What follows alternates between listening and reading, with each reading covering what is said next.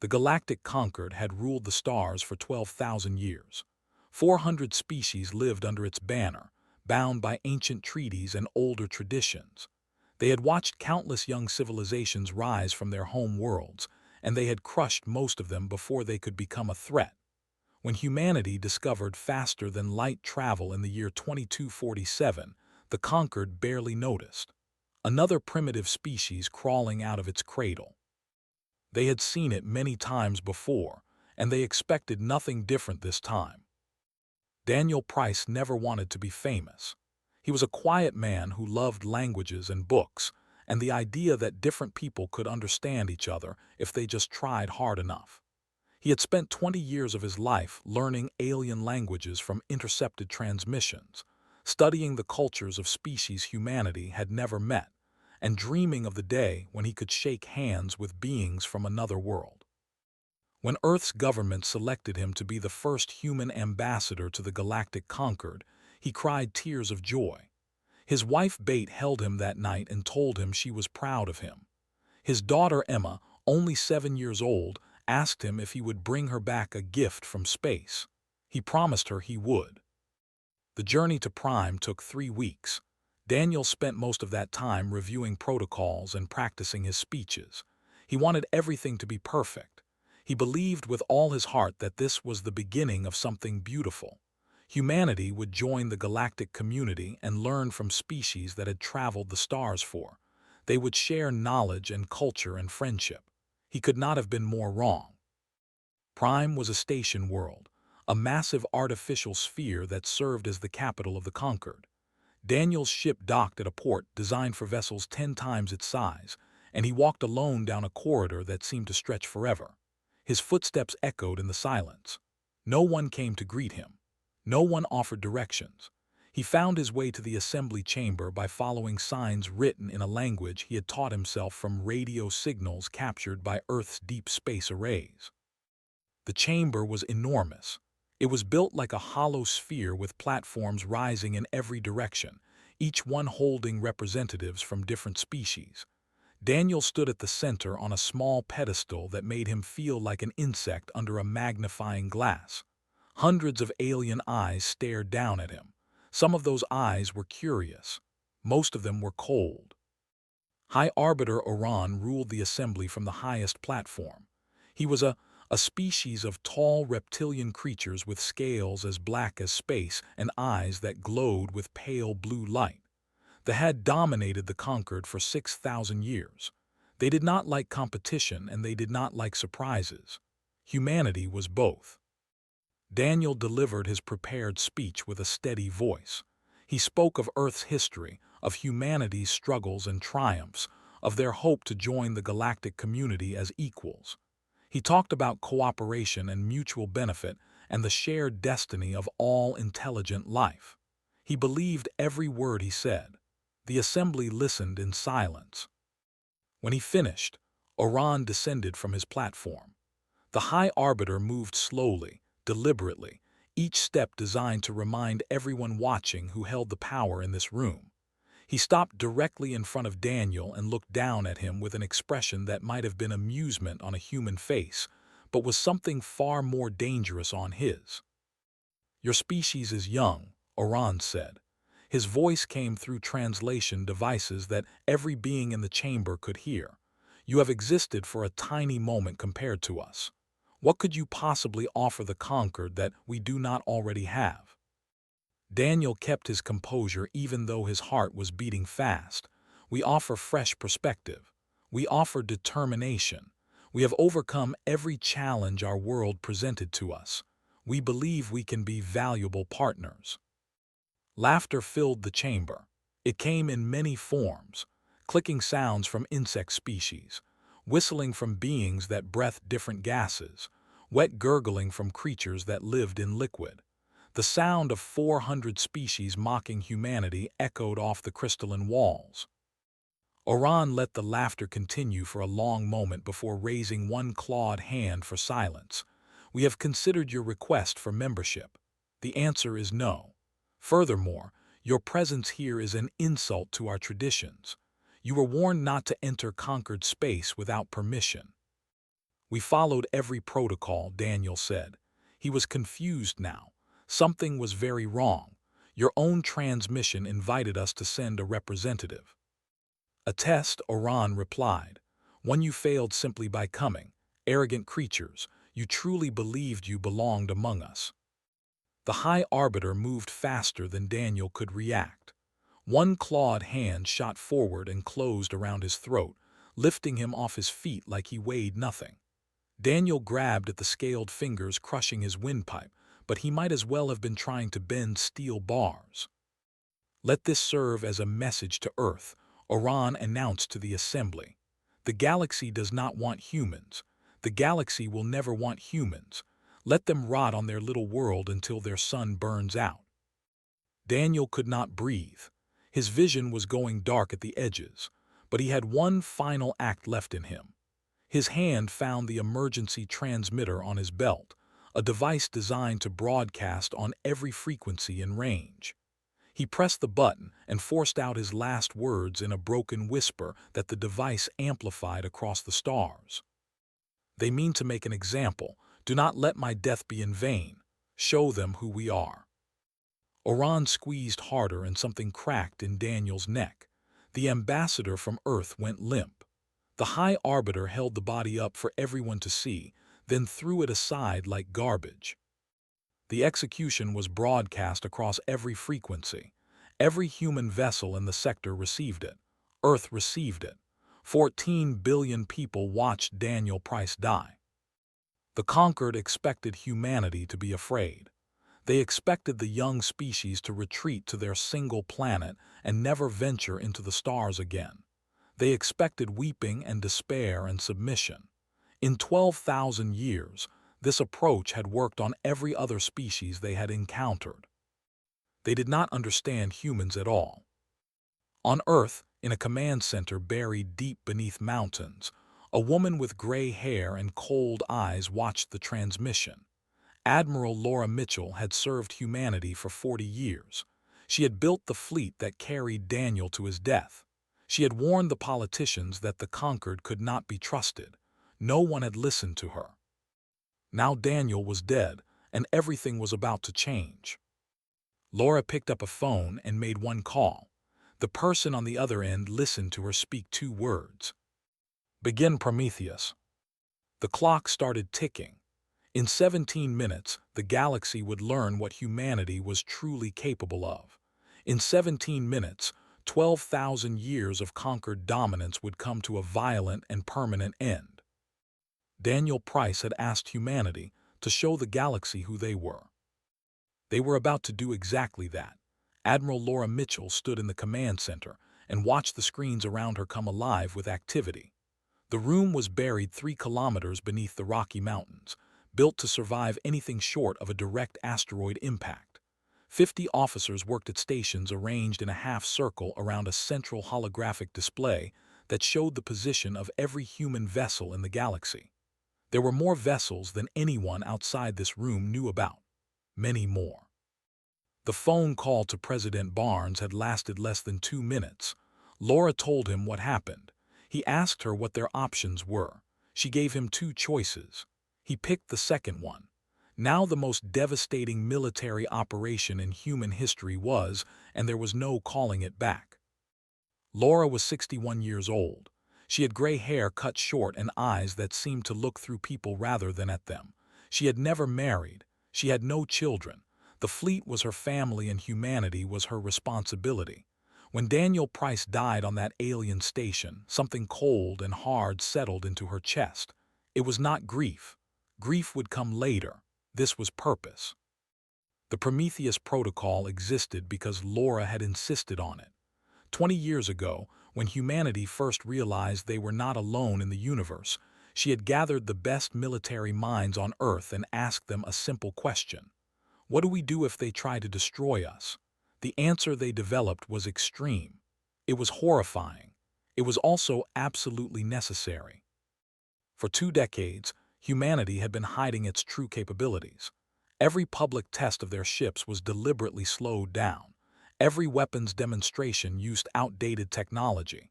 Every piece of intelligence the conquered gathered about human military strength was carefully planted misinformation. The aliens believed human vessels were slow and crude and barely functional. They believed human weapons were primitive. They believed humanity was no threat at all. They believed exactly what Laura wanted them to believe. The truth was something else entirely. Human ships did not just achieve faster than light travel. They had perfected it. While conquered vessels needed hours to calculate jump coordinates, human navigation systems did the same work in seconds. While conquered weapons used plasma and particle beams, humanity had developed compressed singularity warheads. Each warhead could create a temporary black hole that swallowed everything within 1,000 kilometers. Nothing could survive it. Nothing could stop it. 342 human warships activated simultaneously across the galaxy. They had been hidden in asteroid fields and gas giant shadows and empty stretches of void for years, waiting for this moment. Their crews had trained for this scenario hundreds of times. They knew exactly what to do. Captain Amy Watson commanded the Relentless, the lead vessel of the strike force assigned to Prime. She was 38 years old with brown hair and steady hands, and a reputation for staying calm when everything around her was falling apart. Her ship had appeared out of nowhere along with 39 others, surrounding the station world before its defense systems even knew they were there. Amy stood at the center of her bridge and watched her crew work. They moved with the precision of a machine, each person focused entirely on their task.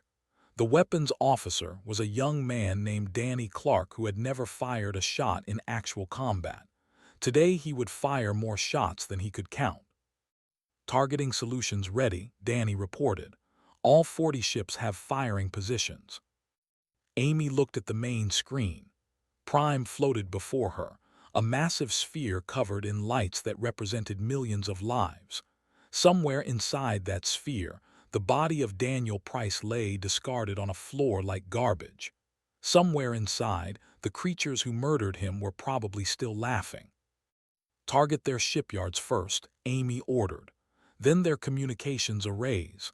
I want them blind and deaf before they understand what is happening. The assembly can watch. The first shots crossed the void in silence. Compressed singularity warheads struck the conquered shipyards and turned them into nothing. One moment there were facilities capable of building 1,000 warships. The next moment there was only empty space and debris too small to see. Warships scrambled to respond. They were the most advanced vessels in the conquered fleet, crewed by warriors who had trained for centuries. They managed to destroy 2 human ships before the remaining 38 erased them from existence. The battle lasted 4 minutes and 23 seconds.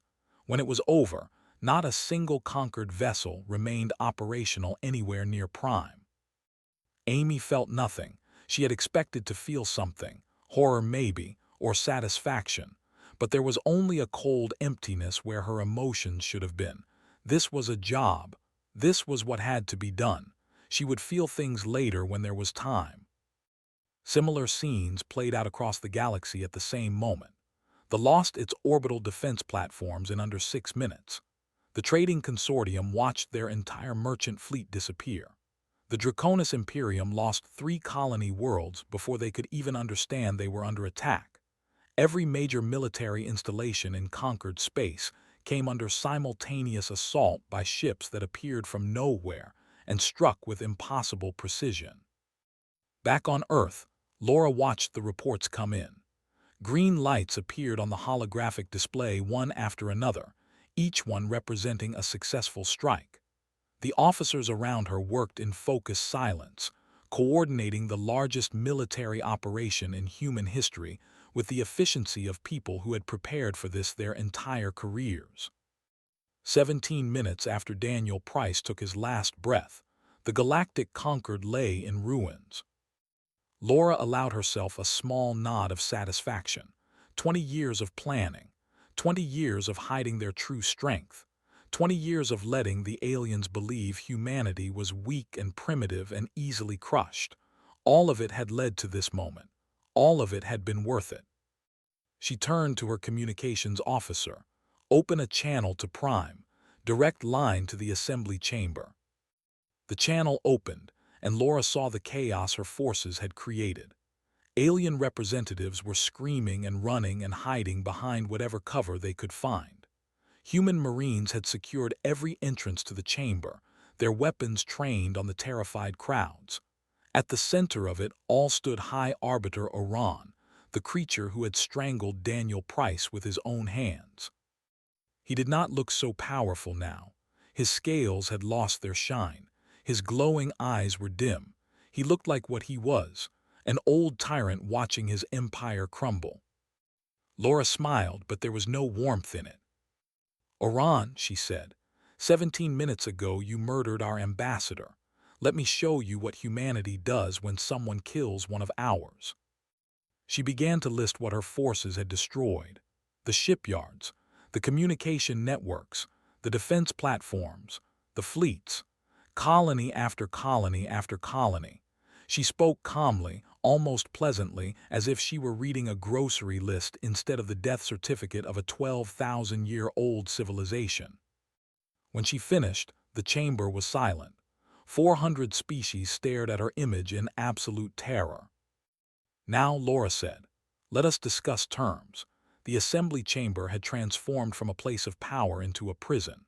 The crystalline walls that once represented 12,000 years of galactic civilization now trapped the representatives of 400 species like insects in a jar. Human Marines stood at every entrance with weapons that could vaporize anything in the room. Their armor was black and featureless, and their helmets hid their faces completely. They looked like machines built for destruction, and that was exactly the image they were meant to project. Commander Chris Taylor led the Marine contingent.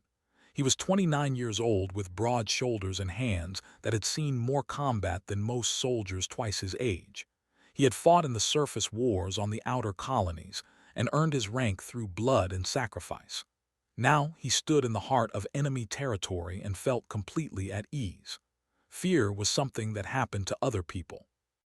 High Arbiter Oran had not moved since the attack began. He stood at the center of the chamber near the spot where Daniel Price had died, his body rigid and his clawed hands hanging at his sides. The other representatives gave him a wide distance. No one wanted to be standing next to him when the humans decided what to do with him. Chris approached the High Arbiter with measured steps. His movements were slow and deliberate, designed to show that he was in no hurry. Time belonged to humanity now. "You have a call," Chris said through his helmet speakers. "I suggest you take it." A holographic display flickered to life above them. Admiral Laura Mitchell's face appeared, projected large enough for everyone in the chamber to see clearly. She looked calm and composed, as if she were conducting a routine briefing instead of dictating terms to the rulers of the known galaxy. "Oran," Laura said, 17 minutes ago you murdered Daniel Price. In those 17 minutes we have destroyed 63% of your combined military capability. We have eliminated your deep space communications network. We have positioned warheads above every major population center in conquered space. Your empire of 12,000 years now exists only because we allow it to exist." Oran's voice came out as a harsh whisper. "This is impossible. Your species is primitive. Your technology is inferior to ours in every way. Our intelligence services confirmed this." "Your intelligence services saw exactly what we wanted them to see," Laura replied. "Every test flight you observed was deliberately slowed. Every weapons demonstration used outdated systems. Every piece of information you gathered about human military strength was carefully planted by us. We have been preparing for this moment since the day we first detected your transmissions." The High Arbiter seemed to shrink before her words. His scales had turned from deep black to a sickly gray color. His glowing eyes flickered like dying flames. "Why would you do this? Why hide your strength?" "Because we knew what you were," Laura said. "We intercepted your communications for decades before we revealed ourselves. We saw how you treated other young species. We saw the executions and the conquests and the systematic destruction of anyone who might one day challenge your dominance. We knew exactly what would happen if we showed you our true capabilities before we were ready. So this was always your plan, to destroy us? No, our plan was to join you as equals and build something together. Daniel Price believed that was possible. He was wrong. You proved that tonight. Laura paused and let the silence stretch. Around the chamber, representatives of 400 species held their breath. Here are your options, Laura continued. Option 1. The conquered dissolves immediately. Every species returns to their own territory. All treaties and agreements become void. You will sign binding aggression pacts with Earth. You will give control of 17 star systems to human administration. Any violation of these terms will result in the complete destruction of the species responsible. She held up a second finger. Option 2. We finish what we started. Within the next hour, we will destroy every shipyard and every military installation and every major city in conquered space. When we are finished, there will be nothing left of your civilization but ash and memory. The chamber exploded into chaos. Representatives screamed at each other in dozens of languages. Some demanded immediate surrender. Others called for continued resistance despite the obvious hopelessness of their situation. The delegation tried to maintain order, but their authority had vanished along with their fleet. A small amphibian creature pushed forward through the crowd. Ambassador Han was one of the oldest beings in the chamber. Her species had been members of the conquered for 8,000 years, and she had served in this assembly for 3 centuries. Human, she said, her voice cutting through the noise. You speak of terms and conditions, but what guarantee do we have that you will honor them? What stops you from simply destroying us all once we have surrendered? Laura considered the question for a moment before answering. Nothing stops us. We could destroy every species in this room, and there is nothing any of you could do to prevent it. That is the simple truth of your situation. But we have no desire for genocide. We want what Daniel Price wanted, a place among the stars, the chance to grow and learn and explore. We did not ask for this war. Your High Arbiter started it when he wrapped his fingers around an innocent man's throat. She leaned closer to the camera and her eyes seemed to burn with cold fire. We are offering you survival. We are offering you the chance to rebuild and continue your civilizations under new rules. Rules that treat all species as equals regardless of how old they are or how advanced their technology might be. You can accept this offer and live, or you can refuse and die. There is no third option. Oran finally spoke again. His voice was broken and hollow. You would really do it? Kill billions of innocent beings? Commit genocide against 400 species? If necessary, Laura said without hesitation. Daniel Price was the best of us.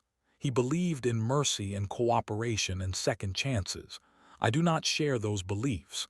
I believe in consequences. I believe in making sure that no one ever thinks about harming humanity again. Your death would serve that purpose.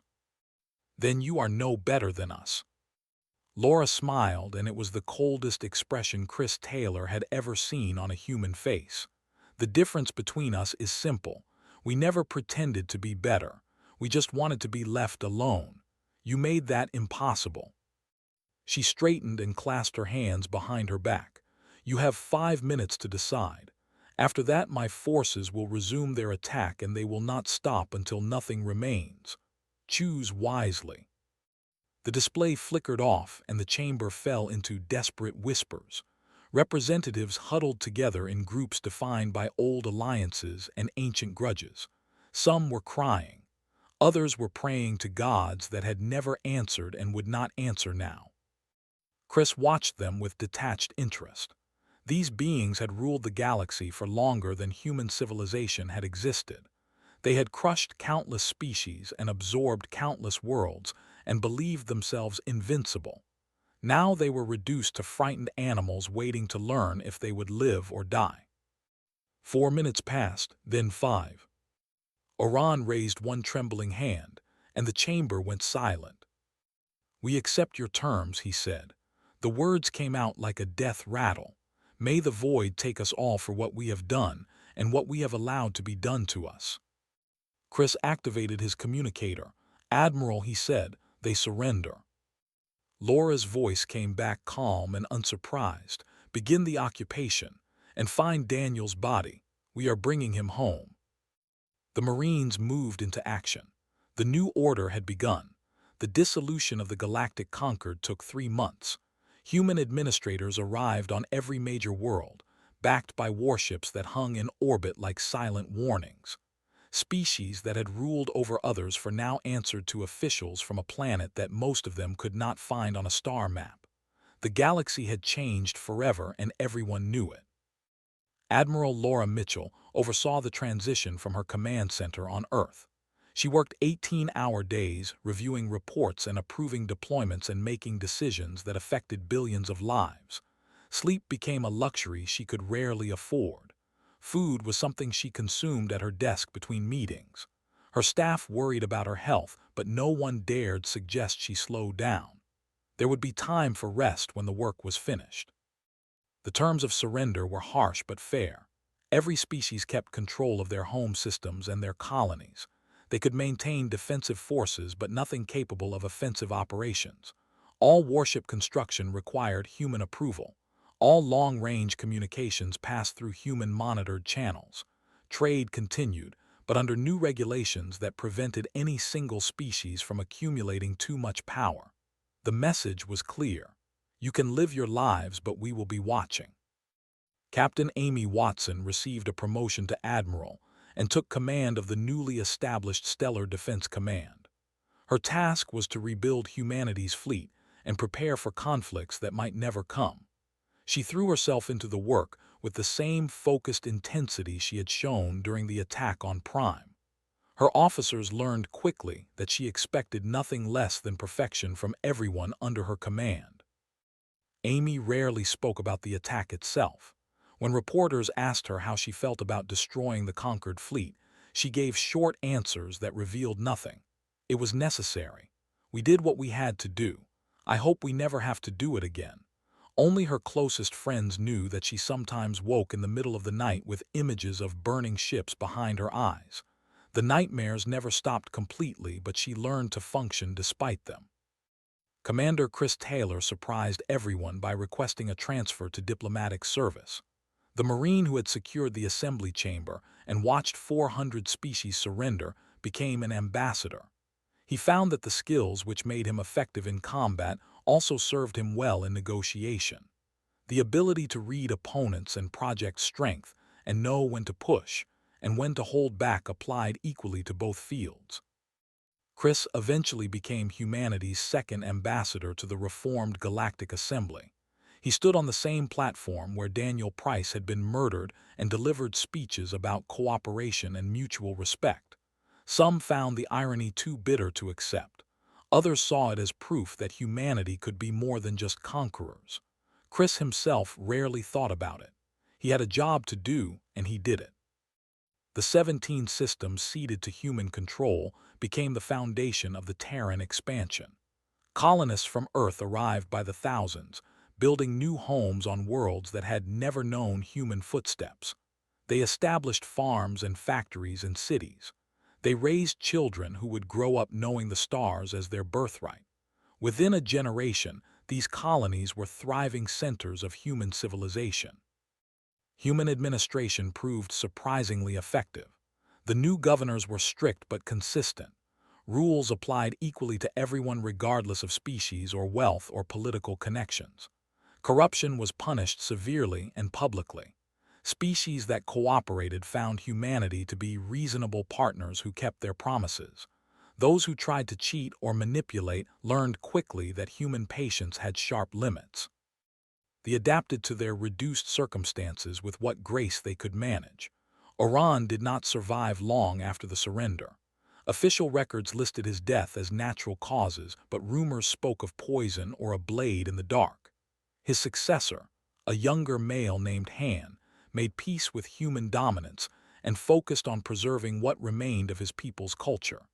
Within 50 years, they had become some of humanity's most reliable allies. Their ancient pride transformed into a desperate need to prove their worth to their new masters. Not everyone accepted the new order willingly. Resistance movements formed on dozens of worlds.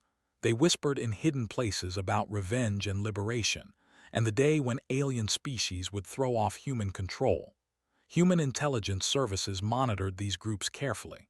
Most were allowed to continue their plotting because they served as useful indicators of discontent. Those that moved from talk to action were eliminated with quiet efficiency. Laura Mitchell retired from active service 5 years after the attack. Her health had never fully recovered from the intense pressure of the transition period. She spent her final years at a small house on the coast of what used to be called Maine, writing her memoirs and watching the ocean. Visitors were rare, and she preferred it that way. Her book became required reading at every military academy in human space. It documented the planning and execution of the Prometheus Protocol in precise detail. Critics called it cold and clinical. Supporters called it honest. Laura did not care what anyone called it. She wrote it because she believed future generations needed to understand what had been done and why. She died at 84, peaceful in her bed, with no regrets about any of the decisions she had made. Her funeral was attended by representatives from every human colony and a surprising number of alien dignitaries who came to pay their respects to the woman who had remade the galaxy. Amy Watson delivered the eulogy. Her voice remained steady as she spoke about duty and sacrifice and the terrible costs of leadership. She did not cry until she was alone in her quarters that night with a bottle of whiskey and a photograph of the command staff from the Relentless taken the day before the attack. Most of the faces in that photograph were gone now. Time took everyone eventually. The cultural changes spread slowly but steadily. Alien children grew up learning about Daniel Price and the 17 minutes that followed his death. They learned that humans were not to be threatened or dismissed or treated as inferior. They learned that the species from the outer spiral arm protected its own with a ferocity that bordered on madness. Some resented this new reality. Most simply accepted it as the way things were. Human children learned a different lesson. They learned that the galaxy was dangerous and that survival required strength and vigilance and the willingness to do terrible things when necessary. They learned that Daniel Price was a hero who died believing in peace, and that Laura Mitchell was a hero who ensured his death was not meaningless. They learned that both kinds of heroism had value. The galaxy continued to turn. Ships flew between the stars. Trade flourished under human supervision.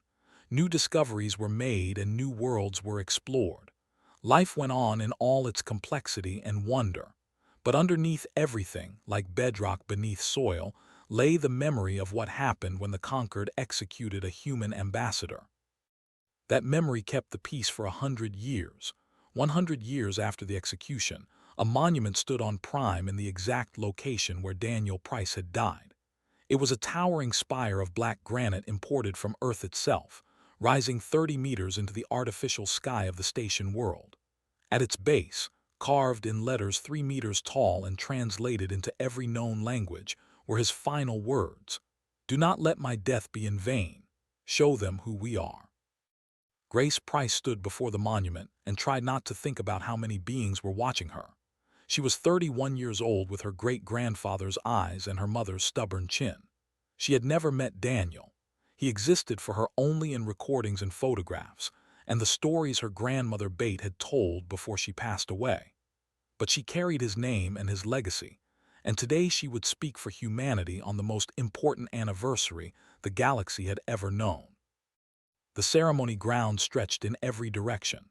Representatives from 400 species filled the viewing platforms, their forms ranging from towering reptiles to floating spheres of light to creatures that easy description. Human officials stood among them, distinguished by their simple formal uniforms and the quiet confidence that came from knowing exactly where they stood in the galactic order. Security was everywhere but carefully hidden. Nothing would disrupt this day. Grace had prepared her speech for months. She had written and rewritten every word, tested each phrase for impact, practiced her delivery until her voice was steady and sure. But standing here, looking up at the monument to a man she had never known but always admired, she felt the weight of the moment pressing down on her shoulders. A soft chime signaled that the broadcast was about to begin. Every human colony would see this. Every alien world would see this. Billions upon billions of beings across the galaxy would hear whatever she said next. Grace took a deep breath and stepped forward to the speaking platform. 100 years ago, she began, her voice amplified to reach every corner of the grounds and transmitted to every receiver in known space. My great-grandfather came to this place with open hands and an open heart. He believed that the galaxy could be united through understanding. He believed that different species could learn to respect each other. He believed that cooperation was better than conflict. He was killed for that belief. Grace paused and let her gaze sweep across the assembled crowd. She saw fear in some alien faces, respect in others. A few showed something that might have been gratitude. All of them were listening. In the century since that day, we have built something new. It is not the galaxy Daniel envisioned. That dream died with him on this spot, but perhaps we have built something better. A galaxy where peace is maintained not through hope alone, but through the certainty that aggression will be answered. Some call this rule by fear. I prefer to call it rule by consequence. The words had seemed appropriate when she wrote them. Now, speaking them aloud in this sacred place, she wondered if they captured what she really meant. Language was slippery. Meaning was hard to pin down. Her great-grandfather had understood that better than anyone. Humanity did not ask for the role we now play in galactic affairs, Grace continued. We came to the stars seeking friendship and found cruelty instead. We offered peace and received death. When Daniel Price died in this chamber, something changed in us. Something awakened that had been sleeping since our earliest ancestors gathered around fires and promised to protect each other from the darkness. She looked up at the monument, at the words carved into stone, at the legacy she carried in her blood. We are not conquerors. We are not tyrants. We are not monsters, despite what some of you might believe. We are simply a species that refuses to be victims. We extend our hands in friendship to all who meet us with honesty and good faith. We have built partnerships with hundreds of worlds. We have shared our knowledge and our resources and our protection with any who asked. Her voice grew harder now, carrying an edge that reminded some of the older listeners of another voice from another time. But make no mistake, the hand that offers friendship can also deliver destruction. That is not a threat. It is simply what we are. Daniel Price believed humanity could show the galaxy our best qualities. In 17 minutes, we showed them something else instead. We showed them that we will never be helpless. We will never be prey. We will never allow our people to be murdered without answer. Grace reached into her pocket and pulled out a small object. It was a translator device, old and worn, recovered from Daniel's body a century ago.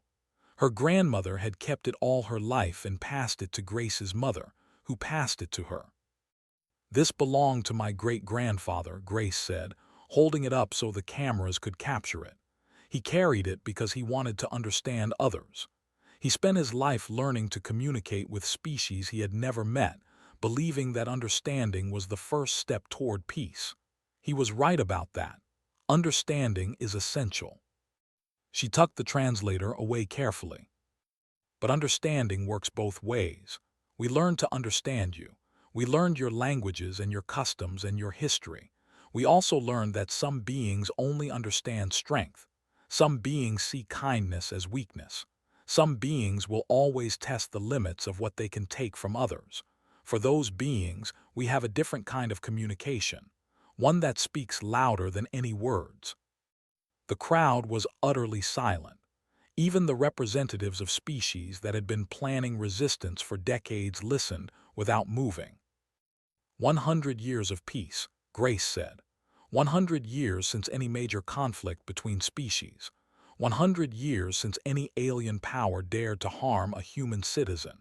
That peace was purchased with the blood of one man and the fire of 17 minutes.